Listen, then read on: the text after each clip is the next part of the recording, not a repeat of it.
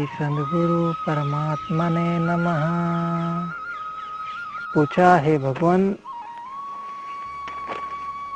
जीवन मुक्त की स्थिति कैसी है और राम जी कैसे जीवन मुक्त हुए हैं, वह आदि से अंत पर्यंत सब कहो।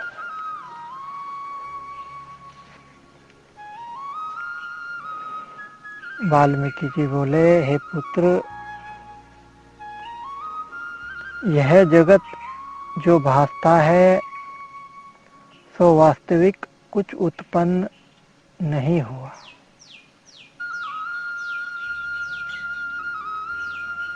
अविचार करके भासता है और विचार करने से निवृत्त हो जाता है।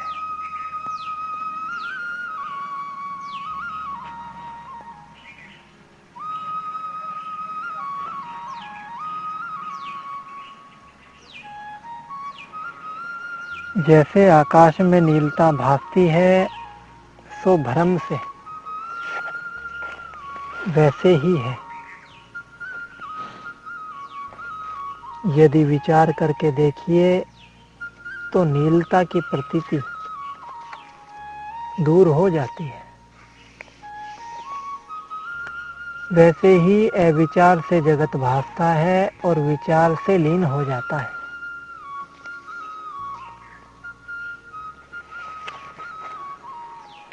हे शिष्य, जब तक सृष्टि का अत्यंत अभाव नहीं होता तब तक परम पद की प्राप्ति नहीं होती। जब दृश्य का अत्यंत अभाव हो जावे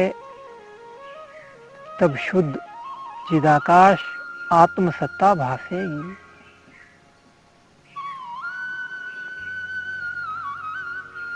कोई इस दृश्य का महाप्रलय में अभाव कहते हैं, परंतु मैं तुमको तीनों कालों का अभाव कहता हूं। जब इस शास्त्र को श्रद्धा संयुक्त आदि से अंत कर सुनकर धारण करे तब भ्रांति निवृत्त हो जाए और अव्याकृत पद की प्राप्ति हो। हे शिष्य, संसार भ्रम मात्र सिद्ध है।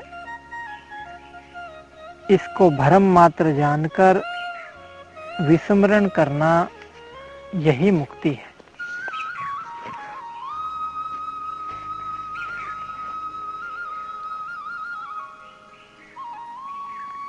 जीव के बंधन का कारण वासना है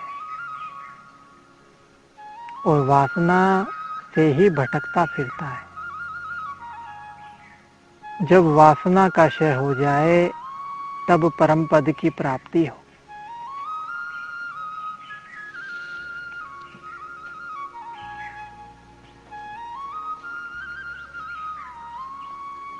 वासना का एक पुतला है, उसका नाम मन है।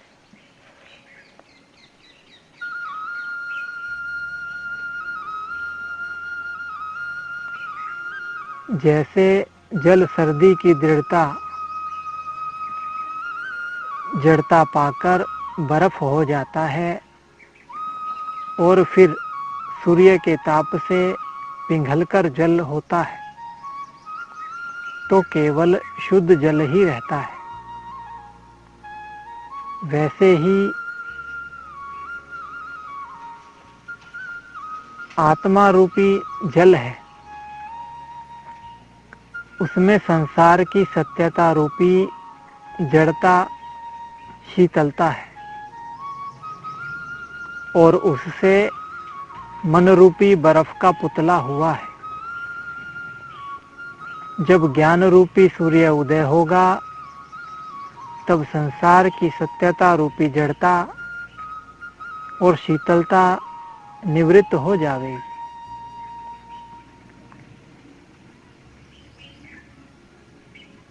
जब संसार की सत्यता और वासना निवृत्त हुई तब मन नष्ट हो जाएगा और जब मन नष्ट हुआ तो परम कल्याण हुआ।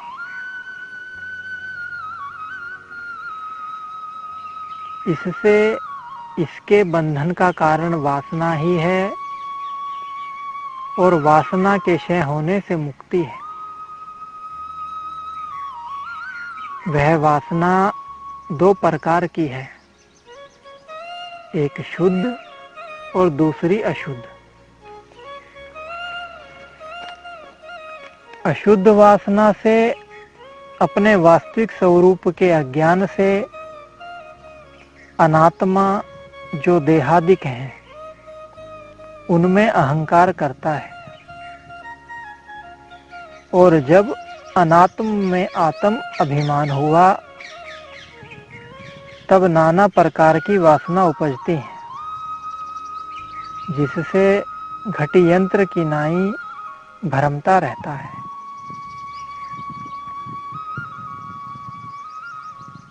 हे साधो, यह जो पंचभूत का शरीर तुम देखते हो सो सब वासना रूप है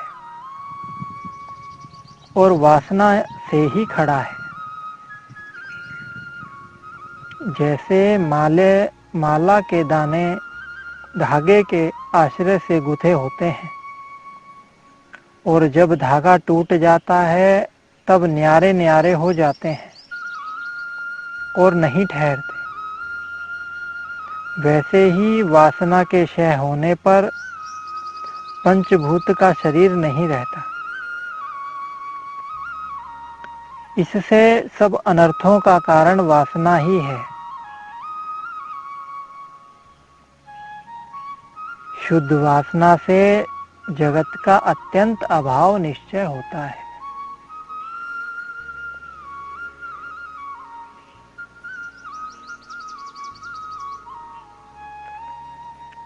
हे शिष्य, अज्ञानी की वासना जन्म का कारण होती है और ज्ञानी की वासना जन्म का कारण नहीं होती। जैसे कच्चा बीज उगता है और जो दग्ध हुआ है सो फिर नहीं उगता, वैसे ही अज्ञानी की वासना रस सहित है, इससे जन्म का कारण है, और ज्ञानी की वासना रस रहित है, इससे जन्म का कारण नहीं। ज्ञानी की चेष्टा स्वाभाविक होती है,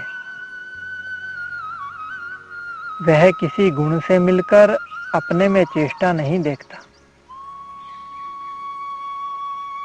वह खाता, पीता, लेता, देता, बोलता, चलता एवं और अन्य व्यवहार करता है, पर अंतःकरण में सदा अद्वैत निश्चय को धरता है।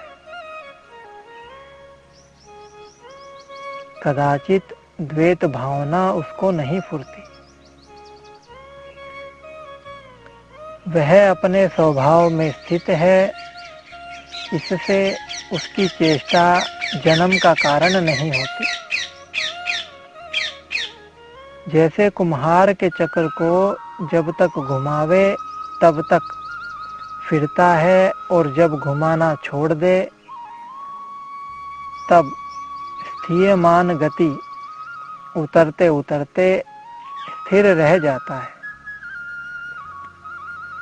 वैसे ही जब तक अहंकार सहित वासना होती है तब तक जन्म पाता है, और जब अहंकार से रहित हुआ तब फिर जन्म नहीं पाता।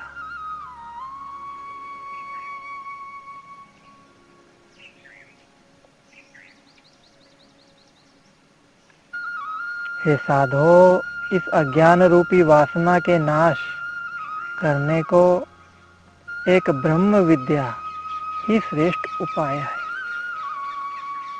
जो मोक्ष उपायक शास्त्र है। यदि इसको त्याग कर और शास्त्र रूपी ग्रत में गिरेगा तो कल्प पर्यंत भी एक कृत्रिम पद को न पावेगा। जो ब्रह्म विद्या का आश्रय करेगा वह सुख से आत्मपद को प्राप्त होगा। हे भारद्वाज, यह मोक्ष उपाय राम जी और वशिष्ठ जी का संवाद है। यह विचारने योग्य है और बोध का परम कारण है। इसे आदि से अंत पर्यंत सुनो और जैसे राम जी जीवन मुक्त हो विचरे हैं सो भी सुनो। एक दिन राम जी अध्ययनशाला से विद्या पढ़ के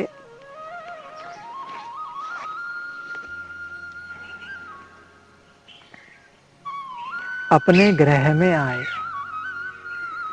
और संपूर्ण दिन विचार सहित व्यतीत किया।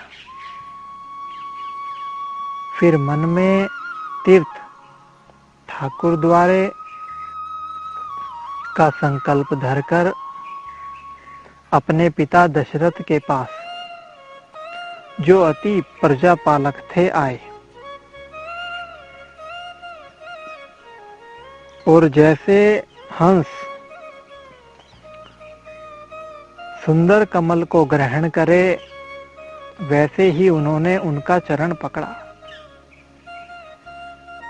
जैसे कमल के फूल के नीचे कोमल तरैयां होती हैं और उन तरैयों सहित कमल को हंस पकड़ता है, वैसे ही दशरथ जी की अंगुलियों को उन्होंने ग्रहण किया और बोले, हे पिता, मेरा चित्त तीर्थ और ठाकुर द्वारों के दर्शन को चाहता है।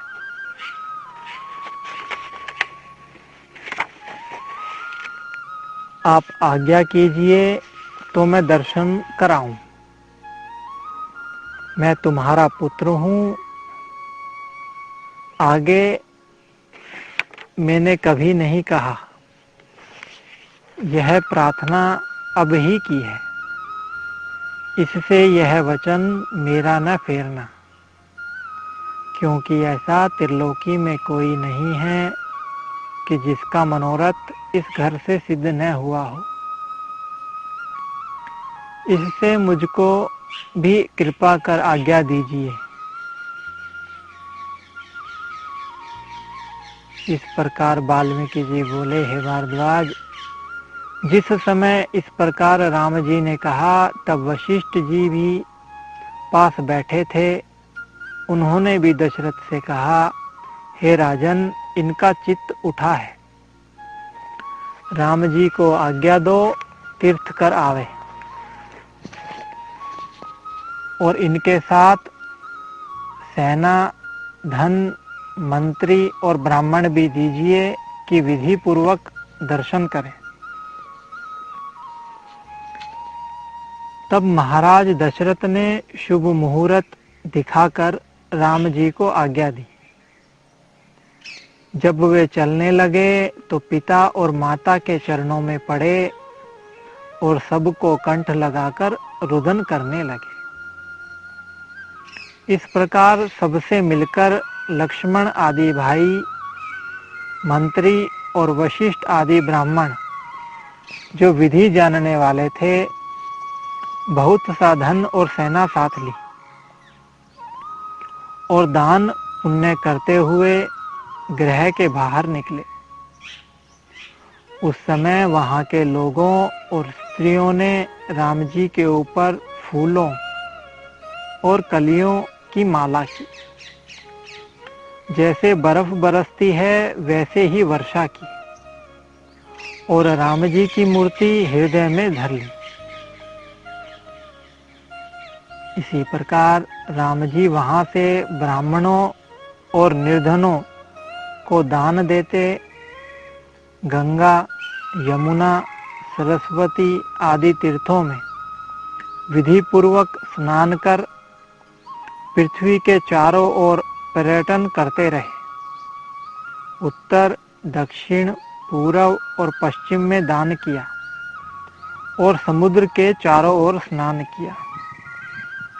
सुमेरु और हिमालय पर्वत पर भी गए और शालग्राम, बद्री, केदार आदि में स्नान और दर्शन किए। ऐसे ही सब तीर्थ स्थान, दान, तप, ध्यान और विधि संयुक्त यात्रा करते करते एक वर्ष में अपने नगर में आए। इति श्री योग वशिष्ठे वैराग्य प्रकरणे तीर्थ यात्रा वर्णन नाम द्वितीय संसर्ग। वाल्मीकि जी बोले, हे भारद्वाज, जब राम जी यात्रा करके अपनी अयोध्यापुरी में आए तो नगरवासी पुरुष और स्त्रियों ने फूल और कली की वर्षा की। जय जय शब्द मुख से उच्चारने लगे और बड़े उत्साह को प्राप्त भये। जैसे इंद्र का पुत्र स्वर्ग में आता है, वैसे ही रामचंद्र जी अपने घर में आए। राम जी ने पहले राजा दशरथ और फिर वशिष्ठ जी को प्रणाम किया और सब सभा के लोगों से यथा योग्य मिलकर अंतःपुर में आ कौशल्या आदि माताओं को प्रणाम किया और भाई, बंधु आदि कुटुंब से मिले। हे भारद्वाज, इस प्रकार राम जी के आने का उत्साह 7 दिन पर्यंत होता रहा। उस अंतर में कोई मिलने आवे उससे मिलते और जो कोई कुछ लेने आवे उनको दान पुण्य करते थे। अनेक बाजे बजते थे और भाट आदि बंदीजन स्तुति करते थे। तदंतर राम जी का यह आचरण हुआ कि प्रातःकाल उठ के स्नान, संध्या आदि सत्कर्म कर भोजन करते और फिर भाई बंधुओं से मिलकर अपने तीर्थ की कथा और देव द्वार के दर्शन की वार्ता करते थे। निदान इसी प्रकार उत्साह से दिन रात बिताते थे।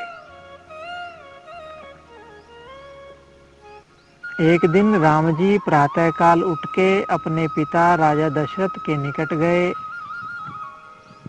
जिनका तेज चंद्रमा के समान था।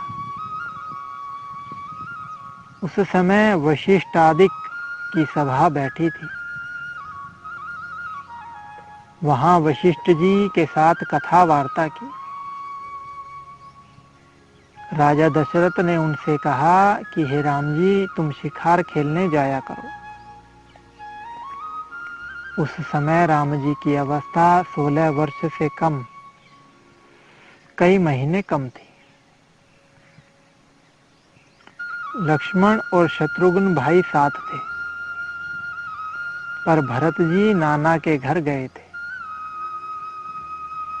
निदान उन्हीं के साथ नित्य चर्चा, हुलास कर और स्नान, संध्यादिक नित्य कर्म और भोजन करके शिकार खेलने जाते थे। वहां जो जीवों को दुख देने वाले जानवर देखते, उनको मारते और अन्य लोगों को प्रसन्न करते थे। दिन को शिकार खेलने जाते और रात्रि को बाजे निशान सहित अपने घर में आते थे। इसी प्रकार बहुत दिन बीते। एक दिन राम जी बाहर से अपने अंतःपुर में आकर शोकवान स्थित भये।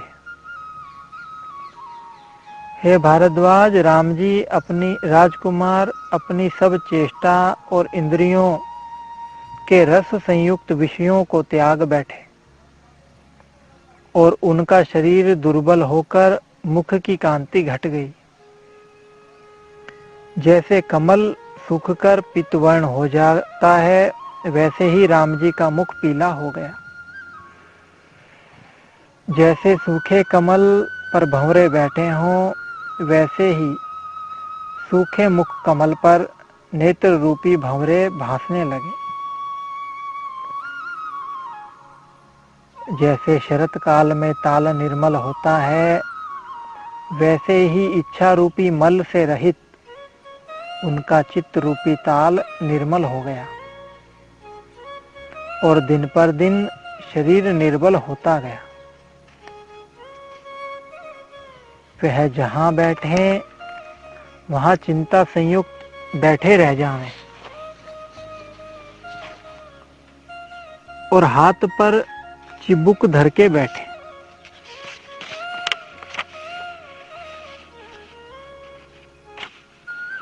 जब टहलुए मंत्री बहुत कहें कि हे प्रभु, यह स्नान संध्या का समय हुआ है, अब उठो, तब उठकर स्नान आदि करें, अर्थात जो कुछ खाने पीने, बोलने, चलने और पहनने की क्रिया थी सो सब उन्हें विरस हो गई।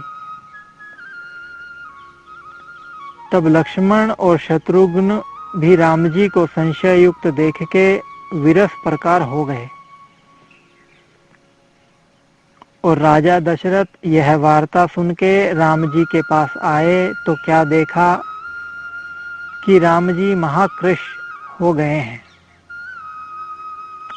राजा ने इस चिंता से आतुर हो कि हाय हाय, इनकी यह क्या दशा हुई।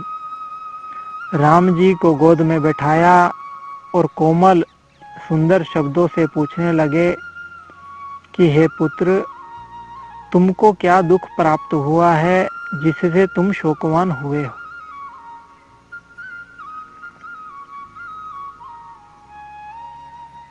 राम जी ने कहा, हे पिता, हमको तो कोई दुख नहीं। ऐसा कहकर चुप हो रहे। जब इसी प्रकार कुछ दिन बीते तो राजा और सब स्त्रियां बड़ी शोकवान हुई।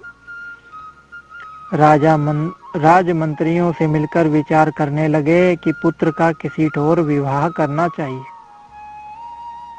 और यह भी विचार किया कि क्या कारण है जो मेरे पुत्र शोकवान रहते हैं। तब उन्होंने वशिष्ठ जी से पूछा, हे मुनीश्वर, मेरे पुत्र शोकातुर क्यों रहते हैं। वशिष्ठ जी ने कहा, हे राजन, जैसे पृथ्वी, जल, तेज, वायु और आकाश महाभूत अल्प कार्य में विकारवान नहीं होते, जब जगत उत्पन्न और प्रलय होता है तब विकारवान होते हैं, वैसे ही महापुरुष भी अल्प कार्य से विकारवान नहीं होते। हे राजन, तुम शोक मत करो। राम जी किसी अर्थ के निमित्त शोकवान हुए होंगे, पीछे इनको सुख मिलेगा। इतना कह वाल्मीकि जी बोले, हे भारद्वाज, ऐसे ही वशिष्ठ जी और राजा दशरथ विचार करते थे कि उसी काल में विश्वामित्र ने अपने यज्ञ के अर्थ राजा दशरथ के गृह पर आकर द्वारपाल से कहा कि राजा दशरथ से कहो कि गाधी के पुत्र विश्वामित्र बाहर खड़े हैं। द्वारपाल ने आकर राजा से कहा कि हे स्वामिन, एक बड़े तपस्वी द्वार पर खड़े हैं और उन्होंने कहा है कि राजा दशरथ के पास जाके कहो कि विश्वामित्र आए हैं। हे भारद्वाज, जब इस प्रकार द्वारपाल ने आकर कहा तब राजा, जो मंडलेश्वरों सहित बैठा था और बड़ा तेजवान था, स्वर्ण के सिंहासन से उठ खड़ा हुआ और पैदल चला।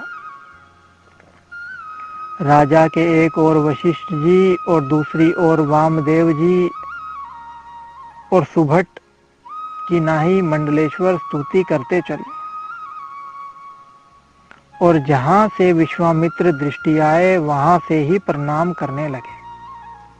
पृथ्वी पर जहां राजा का शीश लगता था वहां पृथ्वी हीरे और मोती से सुंदर हो जाती थी। इसी प्रकार शीश नवाते राजा चले। विश्वामित्र जी कांधे पर बड़ी बड़ी जटा धारण किए और अग्नि के समान प्रकाशमान परम शांत स्वरूप हाथ में बांस की तंद्री लिए हुए थे उनके चरण कमलों पर राजा इस भांति गिरा जैसे सूर्यपदा शिवजी के चरणावृंद में गिरे थे, और कहा, हे प्रभु, मेरे बड़े भाग्य हैं जो आपका दर्शन हुआ। आज मुझे ऐसा आनंद हुआ जो आदि अंत और मध्य से रहित अविनाशी है। हे भगवान, आज मेरे भाग्य उदय हुए और मैं भी धर्मात्माओं में गिना जाऊंगा, क्योंकि आप मेरे कुशल निमित्त आए हैं। हे भगवान, आपने बड़ी कृपा की जो दर्शन दिया। आप सबसे उत्कृष्ट दृष्टि आते हैं, क्योंकि आप में दो गुण हैं। एक तो यह है कि आप क्षत्रिय हैं, पर ब्राह्मण का स्वभाव आप में है, और दूसरे यह है कि शुभ गुणों से परिपूर्ण है। हे मुनीश्वर, ऐसी किसी की सामर्थ्य नहीं कि क्षत्रिय से ब्राह्मण हो। आपके दर्शन से मुझे अति लाभ हुआ। फिर वशिष्ठ जी विश्वामित्र जी को कंठ लगा के मिले और मंडलेश्वरों ने बहुत प्रणाम किए। तदंतर राजा दशरथ विश्वामित्र जी को भीतर ले गए और सुंदर सिंहासन पर बैठाकर विधि पूर्वक पूजा की और अर्घ्य पादार्चन करके प्रदक्षिणा की। फिर वशिष्ठ जी ने भी विश्वामित्र जी का पूजन किया और विश्वामित्र जी ने उनका पूजन किया। इसी प्रकार अन्योन्य पूजन कर यथा योग्य अपने अपने स्थानों पर बैठे।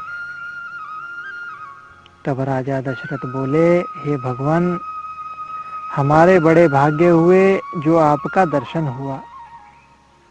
जैसे किसी को अमृत प्राप्त हो व किसी का मरा हुआ बांधव विमान पर चढ़ के आकाश से आवे और उसके मिलने से आनंद हो, वैसा आनंद मुझको हुआ है। हे मुनीश्वर, जिस अर्थ के लिए आप आए हैं वह कृपा करके कहिए और अपना वह अर्थ पूर्ण हुआ जानिए।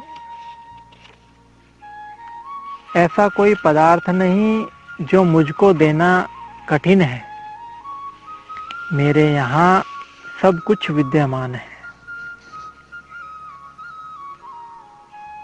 इति श्री योग वैशिष्टे वैराग्य प्रकरणे विश्वामित्रागमन वर्णनाम तृतीय संसर्ग।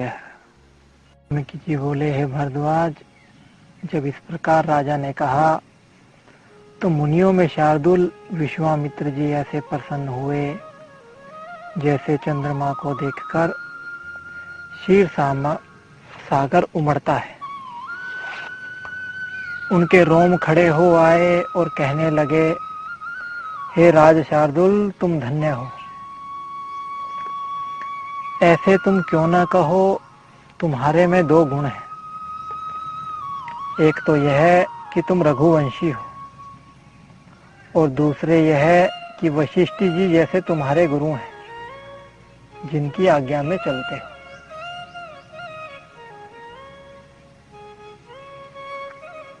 अब जो कुछ मेरा प्रयोजन है वह प्रकट करता हूँ। मैंने 10 ग्रात यज्ञ का आरंभ किया है। जब यज्ञ करने लगता हूँ तब खर और दूषण निशाचर आकर विध्वंस कर जाते हैं और मांस, हाड़ और रुधिर डाल जाते हैं, जिससे वह स्थान यज्ञ करने योग्य नहीं रहता। और जब मैं और जगह जाता हूँ तो वहां भी वे उसी प्रकार अपवित्र कर जाते हैं। इसलिए उनके नाश करने के लिए मैं तुम्हारे पास आया हूँ। कदाचित यह कहिए कि तुम भी तो समर्थ हो।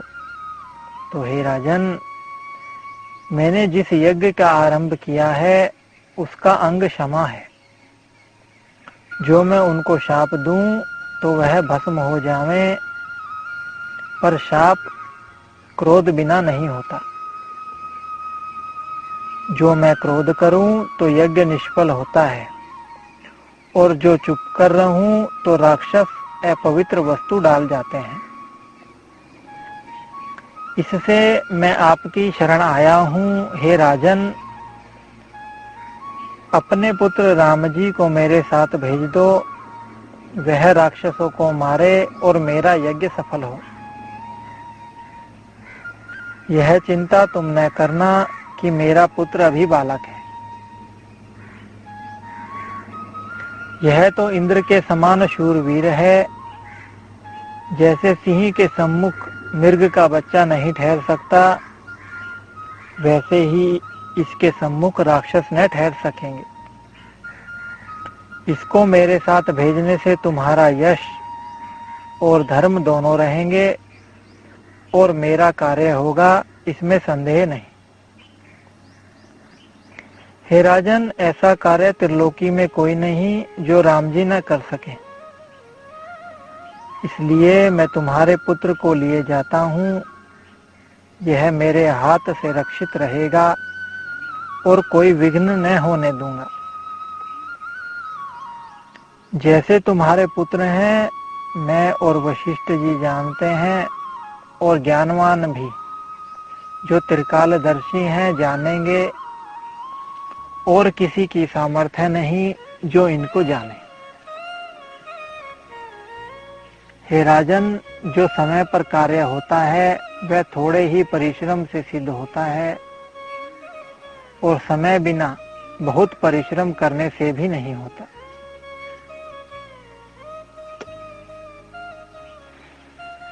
खर और दूषण प्रबल देते हैं, मेरे यज्ञ को खंडित करते हैं।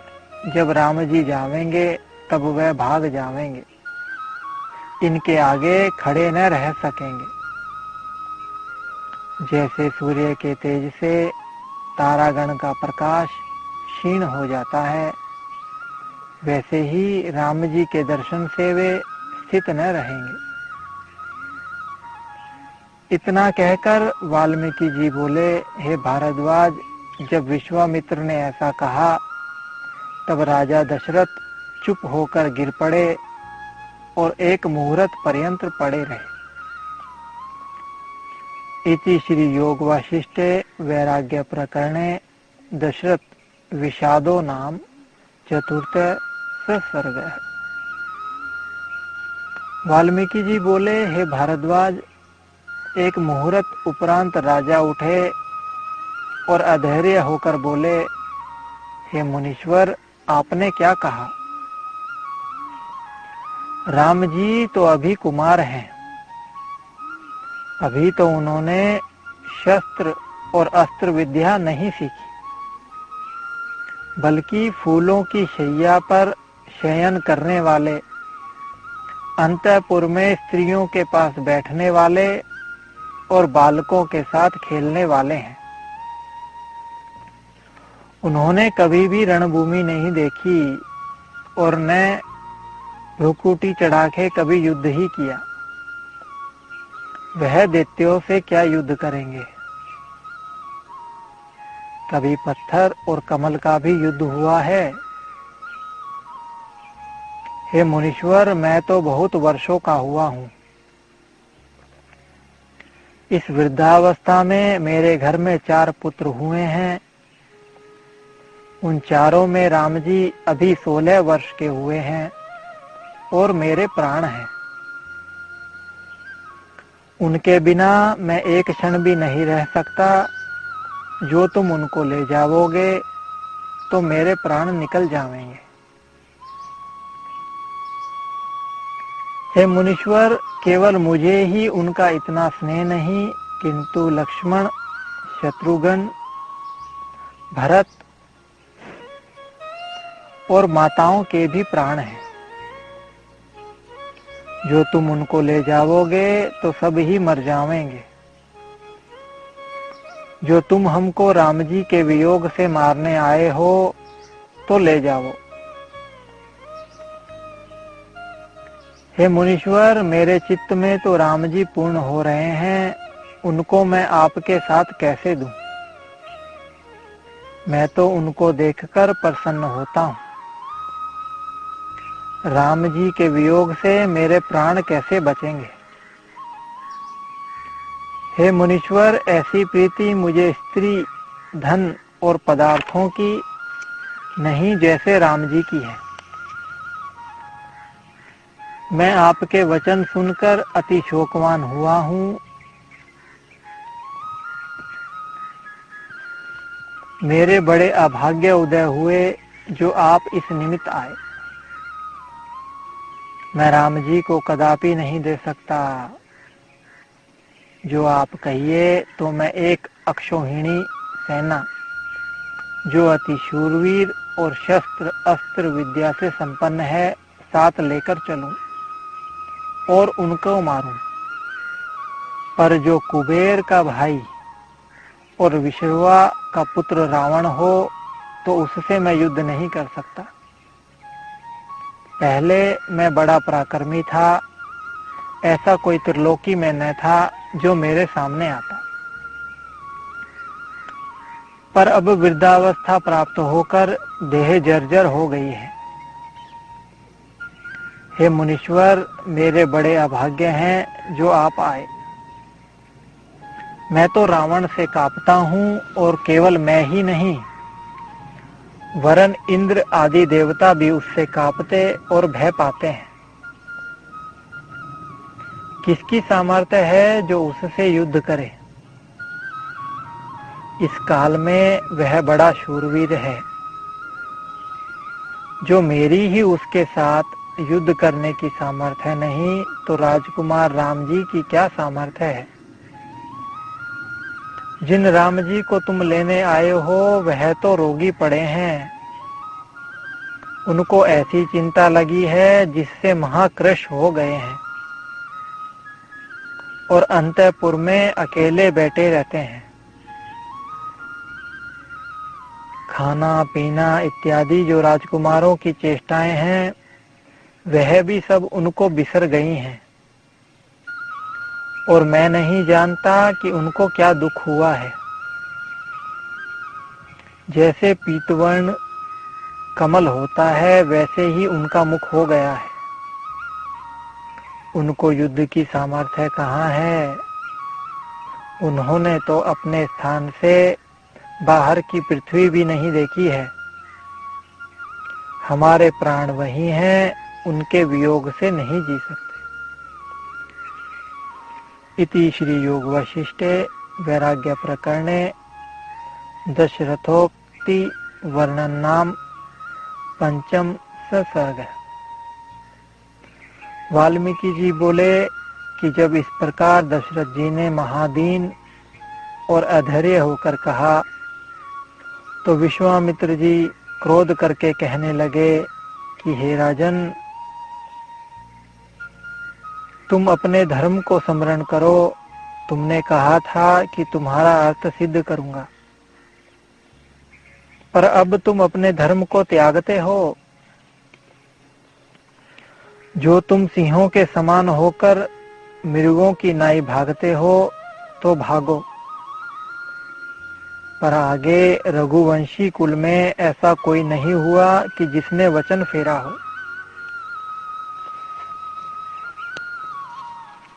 जो तुम करते हो सो करो, हम चले जावेंगे, परंतु यह तुमको योग्य न था, क्योंकि शून्य ग्रह से शून्य ही होकर जाता है। तुम बसते रहो और राज्य करते रहो, जैसे कुछ होगा हम समझ लेंगे। इतना कहकर वाल्मीकि जी बोले कि जब इस प्रकार विश्वामित्र जी को क्रोध उत्पन्न हुआ तो 50 कोटि योजन तक पृथ्वी कांपने लगी और इंद्रादिक देवता भयभीत हुए कि यह क्या हुआ। तब वशिष्ठ जी बोले, हे राजन, इक्ष्वाकु कुल में सब परमार्थी हुए हैं और तुम अपना धर्म क्यों त्यागते हो। मेरे सामने तुमने विश्वामित्र जी से कहा है कि तुम्हारा अर्थ पूरा करूंगा, पर अब क्यों भागते हो? राम जी को तुम इनके साथ कर दो, यह तुम्हारे पुत्र की रक्षा करेंगे। इस पुरुष के सामने किसी का बल नहीं चलता, यह साक्षात ही काल की मूर्ति है। जो तपस्वी कहिए तो भी इनके समान दूसरा नहीं है, और शस्त्र और अस्त्र विद्या भी इनके सदृश कोई नहीं जानता। क्योंकि दक्ष प्रजापति ने अपनी 2 पुत्रियां, जिनका नाम जया और सुभगा था, विश्वामित्र जी को दी थी, जिन्होंने 500 पुत्र दैत्यों के मारने के लिए प्रकट किए। वे दोनों इनके सम्मुख मूर्ति धारण करके स्थित होती हैं।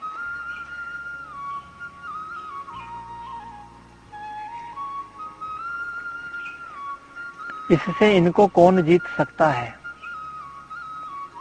जिसके साथ विश्वामित्र जी हों, उसको किसी का भय नहीं।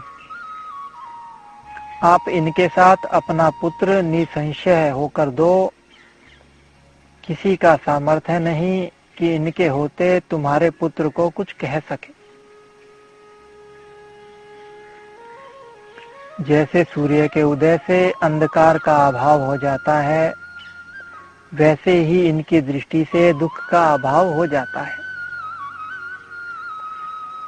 हे राजन, इनके साथ तुम्हारे पुत्र को कोई खेद न होगा। तुम इक्ष्वाकु के कुल में उत्पन्न हुए हो और दशरथ तुम्हारा नाम है। जो तुम ऐसे हो, अपने धर्म में स्थित न रहे तो और जीवों से धर्म का पालन कैसे होगा? जो कुछ श्रेष्ठ पुरुष चेष्टा करते हैं, उनके अनुसार और जीव भी करते हैं। जो तुम अपने वचनों का पालन न करोगे तो और किसी से क्या होगा? तुम्हारे कुल में अपने वचन से कोई नहीं फिरा। इससे अपने धर्म का त्यागना योग्य नहीं।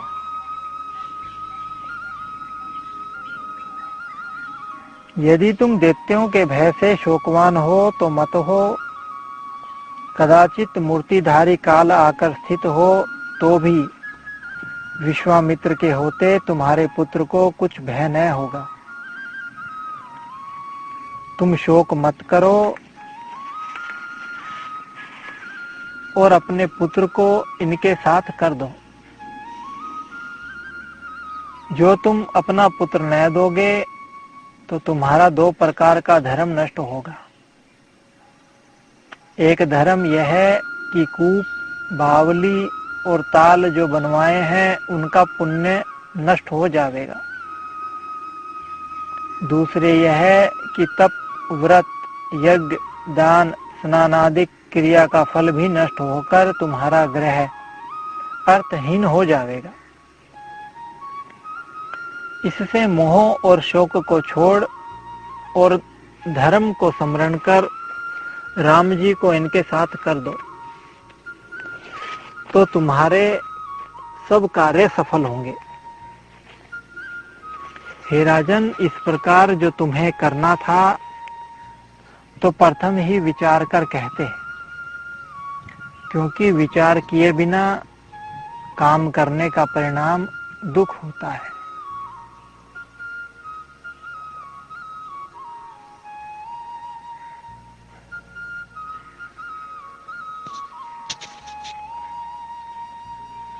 इतना कहकर वाल्मीकि जी बोले, हे भारद्वाज, जब इस प्रकार वशिष्ठ जी ने कहा तो राजा दशरथ धैर्यवान हुए और भृत्यों में जो श्रेष्ठ भृत्य था उसको बुलाकर कहा, हे महाबाहो, राम जी को ले आओ। उनके साथ जो चाकर बाहर आने जाने वाला और छल से रहित था, राजा की आज्ञा लेकर राम जी के निकट गया और एक मुहूर्त पीछे आकर कहने लगा, हे देव, राम जी तो बड़ी चिंता में बैठे हैं। जब मैंने राम जी से बार बार कहा कि चलिए, तब वे कहने लगे कि चलते हैं।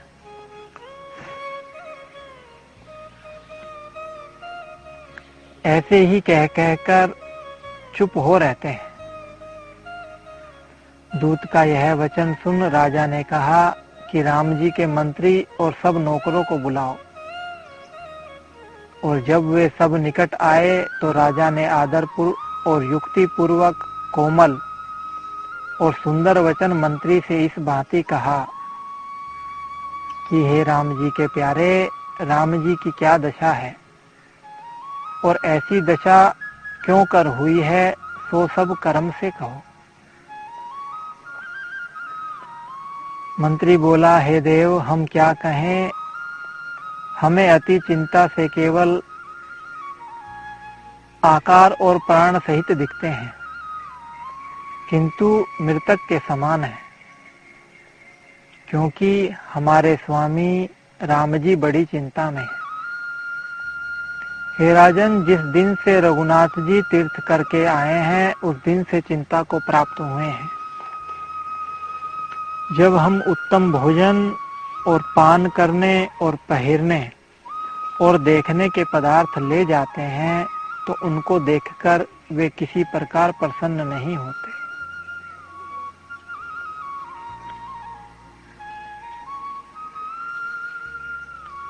वे तो ऐसी चिंता में लीन हैं कि देखते भी नहीं, और देखते हैं तो क्रोध करके सुखदायी पदार्थों का निरादर करते हैं। अंतःपुर में उनकी माता नाना प्रकार के हीरे और मणि के भूषण देती है, तो उनको भी डाल देते हैं अथवा किसी निर्धन को दे देते हैं।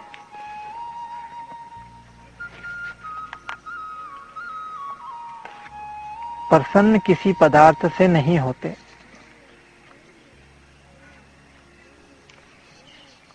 सुंदर स्त्रियां नाना प्रकार के भूषणों सहित महामोह करने वाले निकट आकर उनकी प्रसन्नता के निमित्त लीला और कटाक्ष करती हैं। वे उनको भी विश्वत जानते हैं। जैसे पपीहा और किसी जल को नहीं पीता, वैसे ही वे जब अंतःपुर में जाते हैं तब उन स्त्रियों को देखकर क्रोधवान होते हैं। हे राजन, उनको कुछ भला नहीं लगता, वे तो किसी बड़ी चिंता में मग्न हैं। तृप्त होकर भोजन नहीं करते, क्षुधावंत रहते हैं। उन्हें न कुछ न पहनने और खाने पीने की इच्छा है, न राज्य की इच्छा है और न इंद्रियों के किसी सुख की इच्छा है। वे तो उन्मत्त की नाई बैठे रहते हैं, और जब हम कोई सुखदायी पदार्थ फूल आदि ले जाते हैं तब क्रोध करते हैं। हम नहीं जानते कि क्या चिंता उनको हुई है, जो एक कोठरी में पद्मासन लगाए हाथ पर मुख धरे बैठे रहते हैं। जो कोई बड़ा मंत्री आकर पूछता है तो उससे कहते हैं कि तुम जिसको संपदा मानते हो वह आपदा है, और जिसको आपदा जानते हो वह आपदा नहीं है। संसार के नाना प्रकार के पदार्थ जो रमणीय जानते हो, वे सब झूठ हैं।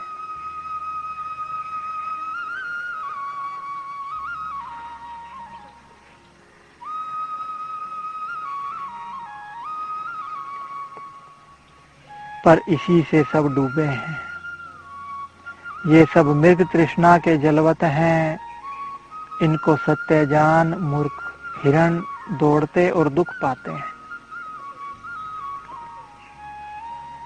हे राजन, वे कदाचित बोलते हैं तो ऐसे बोलते हैं और कुछ उनको सुखदायी नहीं भासता। जो हम हंसी की वार्ता करते हैं तो वे हंसते भी नहीं। जिस पदार्थ को प्रीति संयुक्त लेते थे उस पदार्थ को अब डाल देते हैं और दिन पर दिन दुर्बल होते जाते हैं। जैसे मेघ की बूंद से पर्वत चलायमान नहीं होते, वैसे ही वे भी चलायमान नहीं होते। और जो बोलते हैं तो ऐसे कहते हैं कि न राज्य सत्य है, न भोग सत्य है, न यह जगत सत्य है, न भ्राता सत्य है और न मित्र सत्य है। मिथ्या पदार्थों के निमित्त मूर्ख यत्न करते हैं। जिनको सब सत्य और सुखदायक जानते हैं वे बंधन के कारण हैं। जो कोई राजा अथवा पंडित इनके पास जाता है तो उनको देखकर कहते हैं कि ये पशु हैं, आशा रूपी फांसी से बंधे हुए हैं। हे राजन, जो कुछ योग्य पदार्थ हैं उनको देखकर उनका चित्त प्रसन्न नहीं होता, बल्कि देखकर क्रोधवान होते हैं। जैसे पपीहा मारवाड़ में जावे तो मेघों की बूंदों को नहीं देखता और खेदवान होता है, वैसे ही राम जी विषयों से खेदवान होते हैं। इससे हम जानते हैं कि उनको परम पद पाने की इच्छा है, परंतु कदाचित उनके मुख से यह नहीं सुना। त्याग का भी अभिमान उन्हें कदाचित नहीं है, क्योंकि कभी गाते हैं और बोलते हैं तो कहते हैं, हाय मैं अनाथ मारा गया। अरे मूर्खो, तुम संसार समुद्र में क्यों डूबते हो? यह संसार अनर्थ का कारण है, इसमें सुख कदापि नहीं है, इससे छूटने का उपाय करो। वह किसी के साथ बोलते नहीं और न हंसते हैं, किसी अति चिंता में डूबे हैं। वह किसी पदार्थ से आश्चर्यवान भी नहीं होते। जो कोई कहे कि आकाश में बाग लगा है और उसमें फूल फूले हैं, उनको मैं ले आया तो उसको सुनकर भी आश्चर्यवान नहीं होते, सब भ्रम मात्र समझते हैं। उनको न किसी पदार्थ से हर्ष होता है, न किसी से शोक होता है, किसी बड़ी चिंता में मग्न है, पर उस चिंता के निवारण करने की किसी में सामर्थ्य नहीं देखते।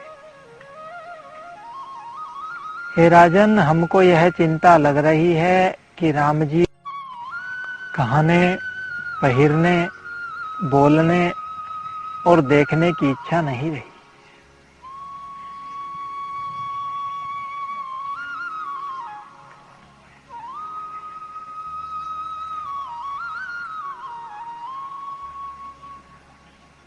और न किसी कर्म की उनको इच्छा है, ऐसा ना हो कि कहीं मृतक हो जाए। जो कोई कहता है कि तुम चक्रवर्ती राजा हो, तुम्हारी बड़ी आयु हो और बड़ा सुख पावो, तो उसके वचन सुनकर कठोर बोलते हैं। हे राजन, केवल राम जी को ही ऐसी चिंता नहीं, वरन लक्ष्मण और शत्रुघ्न को भी ऐसी ही चिंता लग रही है। जो कोई उनकी चिंता दूर करने वाला हो तो करे, नहीं तो बड़ी चिंता में डूबे रहेंगे। राजन, अब क्या कहते हो? तुम्हारे पुत्र सबसे विरक्त हो, एक वस्त्र ओढ़े बैठे हैं। इससे अब तुम वही उपाय करो जिससे उनकी चिंता निवृत्त हो। इतना सुन विश्वामित्र जी बोले, हे साधो, यदि राम जी ऐसे हैं तो हमारे पास लावो, हम उनका दुख निवृत्त करेंगे। हे राजन दशरथ, तुम धन्य हो जिसका पुत्र विवेक और वैराग्य को प्राप्त हुआ है। हम तुम्हारे पुत्र को परम पद प्राप्त करावेंगे और अभी उनके सब दुख मिट जाएंगे। हम और वशिष्ठ जी एक युक्ति से उपदेश करेंगे, इससे उनको आत्मपद की प्राप्ति होगी। तब वह दशा तुम्हारे पुत्र की होगी कि वह लोष्ट, पत्थर और स्वर्ण को समान जानेंगे।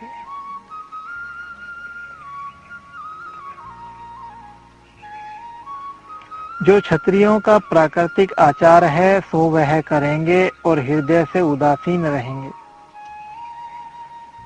इससे तुम्हारा कुल कृतार्थ होगा। तुम राम जी को शीघ्र बुलाओ।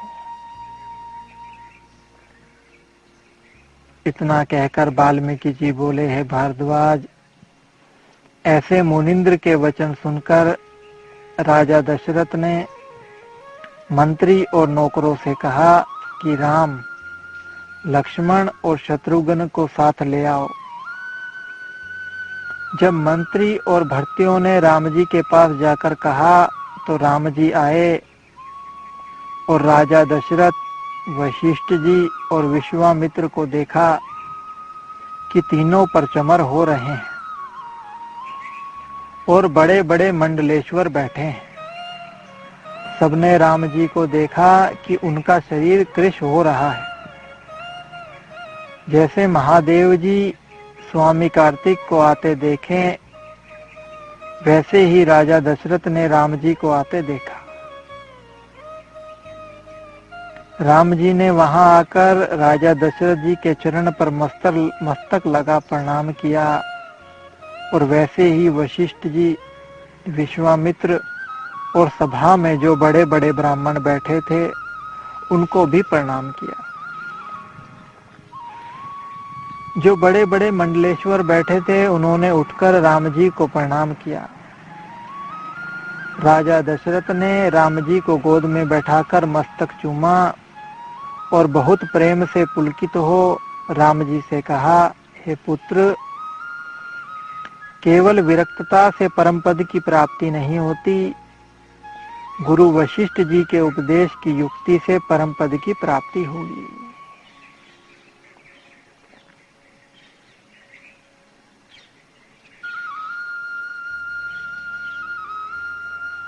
वशिष्ठ जी बोले, हे राम जी, तुम धन्य हो और बड़े शूर हो कि विषय रूपी शत्रु तुमने जीते हैं। विश्वामित्र बोले, हे कमल नयन राम, अपने अंतःकरण की चपलता को त्याग कर जो कुछ तुम्हारा आशय हो प्रकट कर कहो कि तुमको मोह कैसे हुआ, किस कारण हुआ और कितना है। एवं अब जो कुछ तुमको वांछित हो सो भी कहो।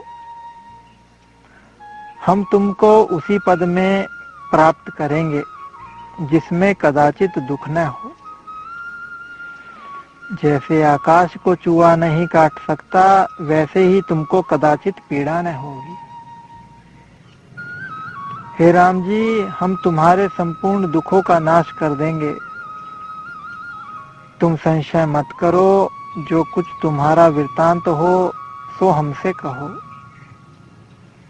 इतना कहकर वाल्मीकि जी बोले, हे भारद्वाज, जैसे मेघ को देखकर